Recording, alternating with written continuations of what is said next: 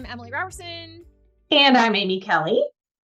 And we're here for Time to Write. And we're actually setting a timer because we can chat and we don't want to talk to you guys endlessly. Okay, so Amy. Yes. Oh, wait, I'm starting. Okay, I'm going to do my high-lows for the week. This week, we are talking about what are comp titles. What is a comp title? People may ask this question. If you ever need to pitch a book in any situation, you will be asked this question. We are answering it. What is a comp title? But first, we're going to do our high-lows. And my high this week was super cool, which is that I got featured on a podcast. That's not this one. The Overdrive library people, the people at Overdrive, or anybody who gets stuff from the library, like Overdrive, did a podcast episode about books that are Greek mythological retellings, and they mentioned Lifestyles of Gods and Monsters on it. And I got, when I was first figuring out whether or not to be wanting to be a writer and having no idea how to get into this industry, I didn't know anybody. And podcasts were literally my biggest way of, in blogs, but mostly podcasts about, I would walk around, push my kids in the stroller and listen to podcasts about how to get published or about books that I loved. And so being featured on them is just absolutely next level for me. And my low is there's a bunch of stuff that I procrastinated and I finally did it, which is very exciting. But my low is just really hard for me not to go into the spiral of like, why did this take me so long? What is wrong with me? And I'm really trying to get out of that. But like it jumps, it's like it jumps on you before you know what you're doing it. And then it's like a weird, like big dose of shame on finishing something. So anyway, that's my low, but the podcast is a high. So, what about you, Amy? Oh, okay. So first of all, I had a really fun time with my sister and my niece, who is a junior in high school. And they came this year. They come every year to the Dallas area to attend the North Texas Teen Book Festival. So that was super fun to be able to have them here. And I did not attend with them. I'll talk about why in just a second. But it was just great to have them here and hear them talking about all the different authors they met, and really fed my dream to one day be one of the authors there speaking to teens. So that was super fun.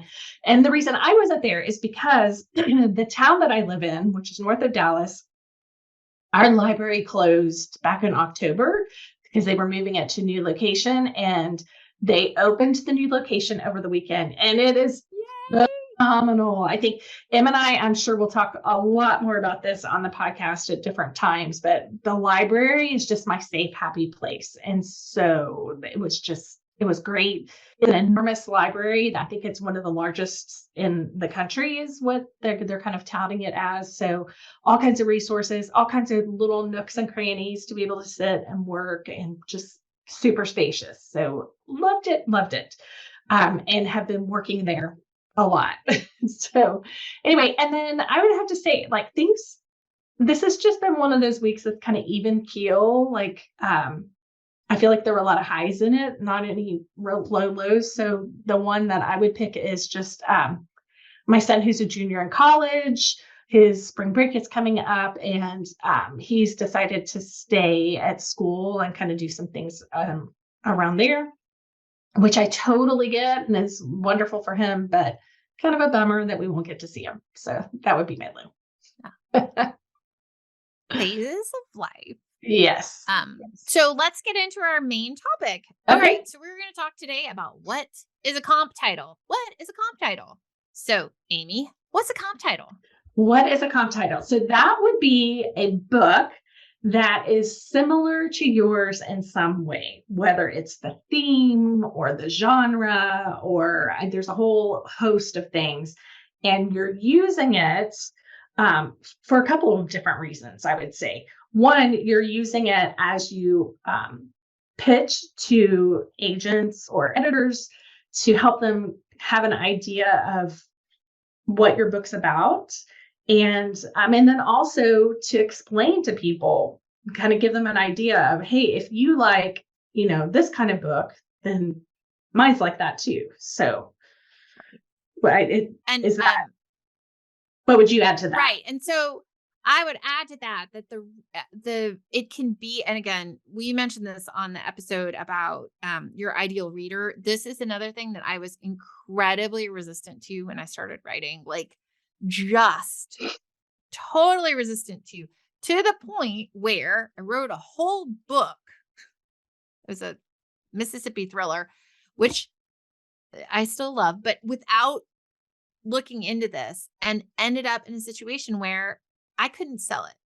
And I couldn't sell it because it ended up, the idea of neither fish nor fowl. Right. It ended up being neither fish nor fowl because I was thinking, oh, it's going to be a thriller, except I didn't include like the key thriller elements. Like I didn't really have a protagonist, which is a crucial thing in a thriller. But I also was thinking of it as literary fiction, but I didn't have the other things you need for literary fiction. And so I just think the danger of not knowing what your comp titles are can really leave you sort of in the wilderness of like making it really hard to sell your book. And when people ask the question, why do I have to have comp titles? Walk in a bookstore, and that is why. Because when you walk in a bookstore, if we did not have comp titles, the bookstore would be chaos. They have to know where to shelve your book so that people who like this will also like what you made. That's the reason why we're doing it. Right. And I think also to pique people's interest. So, a lot of times people will use a combination of books. So I guess the best thing that I can do is to give an example. And this is a client that I'm working with right now. Her comp, or her in her kind of elevator pitch, it's Hermione Granger meets the Goonies at a boarding school in Kenya. Like, who wouldn't want to read that? So you totally have a picture of what the character is like, what the story is going to be like, and what the setting is going to be like. So I just think she did a great job of really kind of capturing what that is. So it's going to be a mystery. Go ahead. And like for Lifestyles of Gods and Monsters, we said Keeping Up with the Kardashians meets The Hunger Games meets Greek mythology. Right. Which is kind of what it is, It's exactly what it is. It's exactly what it is. Yeah. And so when you do that, the other thing you do, and this is the thing, and this gets back to our ideal reader, which is that the people that you want to find the people it's for, you also want to find the people it's not for. Yes. Because it is really hard to understand this, but I just want everybody to drill down. It is bad to not find, it is not great for sales to not find your ideal reader. It is worse to get a lot of books in the hands of someone who is not your ideal reader. Okay. Because then, like, let's give the example. Amy and I both like to read romance. Teasing Amy. But Amy and I we do read romance. We do. Or Amy, put a bag over your head and and if you are writing romance, the cover will often tell you the spice level. And by spice, we mean sex. Mm-hmm. And it is really important that be calibrated to what people are expecting. Because if you are writing a romance that has a super hot dude without his shirt on the front cover, and those people are not going on like bunnies, people are going to be mad at you. If you have a picture of an Amish woman on the cover and those people are being, that people will be mad at you. Can people see, like, those both fall in romance? They're both in romance. They are really different, and readers really care because they're spending their money and time with you. And so It's just really important to be able to sort of distill down what's your book like so that people who love, because that's the thing about readers is we are passionate Hmm. about what we read. And so you are bringing, and you are taking up residence in people's brains. Yeah. So you just want to make sure that the people who would love what you make are going to have a chance to hear about it. So you just need to know what the comp titles are. Yeah, for sure. Drop the mic. I think that's a really great explanation. And it can be challenging to kind of land on the exact right one. And it might be something that you take a couple of times doing, and you might run it past your friends and family to see, like, hey, if I said that I'm writing a book that, is this, what would you think it was about? And see what they say back Right. to you. Right. Like, so just, you got to practice it. Right. And sometimes you can hit a hiccup. Like I was working on a project, which is currently on hold. I am going to write it, but whatever. My brain, my poor chaotic brain. And it was like, I kept pitching it with True Blood as one of the comps because it's set in the South and it has some of the thematic stuff, but it doesn't have magical components. And so that people got hung up on that so much that I ended up being like, actually, you know what? It's still Magnolias meets True Detective, which is what it is. Or Right. Southern Mayor of Easttown, because it's a screenplay. Anybody who'd like to pay me to write that, please do. I would happily do that. But people understand if you say Steel Magnolias meets True Detective, they go, wait, what? How? Right. And then they're interested, right? But Right. so it could be like if you pick a comp and people keep hanging up on it, go find a different one. It doesn't, Yes. Yeah. So, okay. So what do people do if they're struggling? What's a good step to take if you're struggling? I would say like head to the bookstore or jump on Amazon and kind of see. One of the things that I actually really love on Amazon is that when you go and look at an author's profile, if you scroll down a bit, you'll see similar authors. Like it has like a little row of pictures of, if you like this author that you're looking at, you might want to look at, these 6 or 7 other people. So figure out who would you want at the bottom of your author page. That gives you a good idea of who your comps are. So if you wanted to be considered, what's the name of this True Blood, the books? What was the name of that author? I can't remember. Sorry. All I can think of it is she's from Arkansas. I met her. Right. No, is it Suki Stackhouse is the right? Charlene Harris. Okay. So if you love Charlene Harris and that is like your books, like figure out how to, figure that out and which of her books would kind of best fit. So yeah, I would say definitely, and go look at like, if you were going to put your book on a bookshelf in a bookstore, where would it be? And then find that spot and then look at all the books around it and see like, how does that fit with yours? And then I would also say, you want to pick examples that aren't like completely obscure. So make sure you're kind of familiar with more contemporary lit that's out there, or books that are out there. I would say they talk about this in film and TV, and I'm going to say the same in books last 5 years. That's a good, yeah. Like, and I think more than 5 years old. And side note, it cannot be a huge bestseller unless you are partnering it with something else. Like the Hermione Granger example is fine because you're tying into the idea, like Hermione's become almost like an icon, icon. But if you don't, this is one of the things that they were sort of telling me when I was getting an agent is like, don't come in and say it's like, of course we tied to the Hunger Games, but like it which is a huge book, but it's like tied to something else. Right. I would at least do two things. And I would say like with the Hermione Goonies, I think because those are both so iconic. Iconic. Yes, that's true. So use that.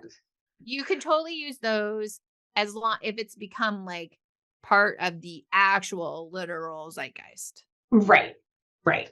Exactly. Exactly. And I also think, and this is something I'll be having a conversation with my client about too. You do want to communicate that you're relevant. So having a more contemporary comp signals to the people that you're pitching to, like agents, editors, etc., that you Readers know, too. and It's not readers, just, yeah. right, and that you know the market, like that you know what you're talking. It gives you a level of credibility, I think. Yeah. So what what's some practical next steps that people can take? So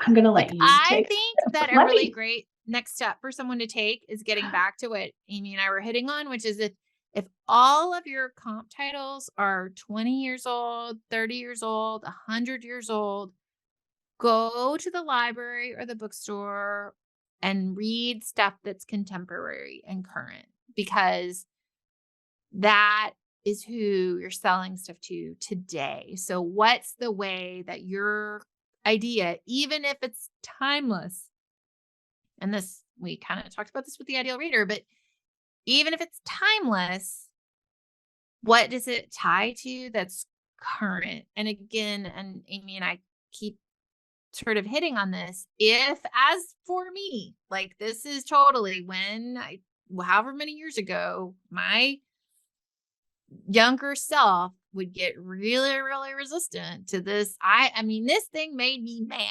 Like I didn't want to do it. So This it, and the stupid synopsis. I didn't want to do it. I didn't see why I had to. I thought it was stupid. Y'all, that was all fear.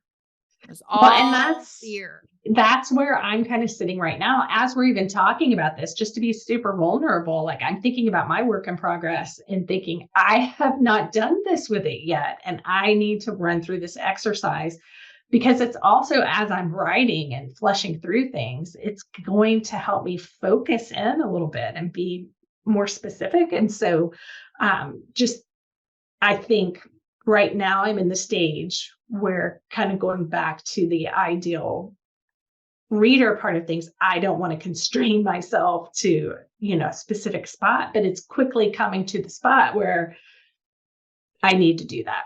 I need to do it. And a way to do it, I think that is kind of playful. Like we've talked, Emily and I have talked behind the scenes about kind of embracing the playfulness of this. And that is really trying to come up with some comps to describe my book that are fun and throwing them to, again, friends and family and seeing what the response is and just playing around with it, like seeing what combination would really make it. So I have this image that I use all the time in my writing, and I'm gonna give it to you guys because I find it really helpful to me, which is that I like to imagine that there is a river of stories. All of our stories are these little paper boats that are in the river and they're floating down. It's all this, it goes back to the people in caves, however many years ago, 100,000 years ago, people telling stories in caves, and they were setting those stories as their paper boats in the river, and people come along and they add theirs. And that's what we're doing. And so it's not scary that there are comp titles. It doesn't make you unoriginal. Everyone is drawing from this well of stories that we have. And so it's going to be original because you wrote it. Yes, So it absolutely. doesn't, if I sat down to write, if Amy and I sat down to write the same story, if you gave us the same basic events, we're going to write wildly different stories because we're different people, even though there are ways we're similar, but we're also wildly different. And so to know where your book fits in the contemporary market of the books that are selling today isn't scary. It's exciting. And the writers that are writing today, guys, they're your peers. They're your contemporaries. They're the people that if you get published and you go to the Louisiana Book Festival, like the story I told last week, you're going to meet them. And you're going to be able to get to say, I loved your book. Like, it was great. Like, so the mindset shift that I really want everyone to, if you can't find something in 2023 or whenever in the future people are listening to this, when there are hundreds of thousands of books coming out, if you can't find one that you like, that's like what you're doing, you're looking in the wrong places, because there's so much great stuff out there. And if you're just stuck on like, nope, I'm gonna make what I'm making. People can take it or leave it, which is very much where I was. What I'll tell you is they leave it. Right. They Well, leave it. Nobody gets to read it, because just, can we imagine ourselves as like flowers opening up to the world? And if you start something and you hate it, don't read it. It's not for you. Put it down and pick something else up. There are no reading police that are going to come after you and say, I didn't finish the whole thing. If everybody else loves it and you don't like it, put it down. right. Get something else.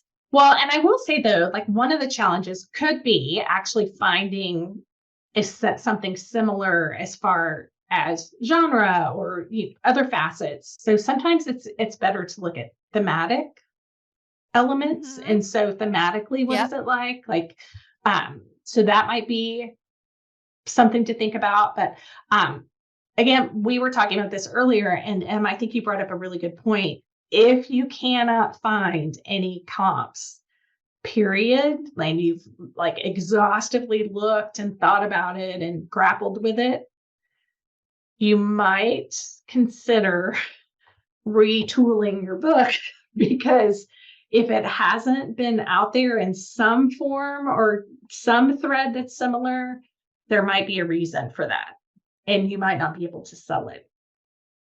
So And just getting back to what Amy's saying, thematics. Okay, let's say you're writing something where you're like, wow, there really is nothing like nobody's written a caveman romance since Clan of the Cave Bear. Okay, that it might be time for a resurgence of caveman romance. right. But what are your themes? Just getting to Amy's point. And with themes, we mean, is it about, a young woman finding her way in the world, which is kind of what Clan of the Cave Bear is about. If you read it as a way too young to read that book person, Too young. Way too young. Spice, I'm not spice, recommending spice. Spice. And also, just I'm sure if I read it now, appalling. Appalling. Anything. But the point is that what are the themes? So if it's, you have a princess among the cave people who has to find her way, is it like the other Boleyn sister or something, like that? Think about that hook. Hold on a second, people. If you can say, which I know is also old, but if you can say, let's pick a book from the last 5 years that's tied to mine thematically, but it's set in prehistoric times, there might be someone who's like, I'd read the heck out of that book. You've got a premise. For Right. sure. And so if you get stuck, and this is a thing that happened a lot. I remember the first time I went to the DFW Writers Conference when I still lived in Dallas, they had the agent panel. Do you remember? Were you at this one? They do this gong show. I've been to a gong show. I don't think I was at that same conference. I was probably the year before I came. Yeah. So the way it works with the gong show is that there are a bunch of agents on the stage, agents and editors on the stage, and they each have a gong, and people are reading off, a host, you don't have to read your own, is reading off a query letter, and the agent gongs where they would stop reading. And that was incredibly, first of all, totally interesting to me, because they had a bunch where they were gonging in the first sentence. They would gong at, it's a dystopian gong, because this was 2014 or 2015 or whenever it was, the dystopian just went, the whole market dried up. And a lot of people were super upset because they were like, oh, my book is like dead now. Except the thing is, people, they change, they transmorgify, they switch. So your themes aren't dead. So when you're coming at it again, instead of being a dystopian, because that's going to get you gonged, what are the other things? What are the things, is it a father-daughter book? Is it a love story? Is it those things? What are the books that have those themes, and leave out the post-apocalyptic? And then Right. But I would even say too, just with that example, which I love,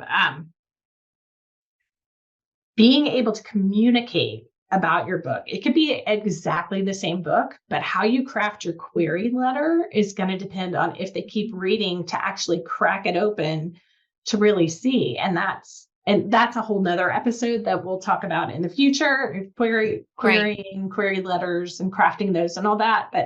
But it fits with this because it's all about communicating what your book is like what it right. the comps. So It's yeah. and I think for us as readers, because I think almost all writers are readers, we understand it intuitively. It's just hard to apply to your own work. Right. And so but that is part of this process also, because part of the process of having a book out in the world is that it's, it's not just some papers on your sitting next to you on the computer now. Now it's a thing that's out in the world that people can hate. Mm. I stumbled on the 1-star reviews one time. Big mistake. Big mistake. Well, don't do that. Just to bring some levity to it, though, I will say this, and I think it was a meme that I saw maybe this week on social media, but basically, if you get really worried and tangled up in this, just remember a group of people sat in a room and talked about a tornado full of sharks. Yes, they did.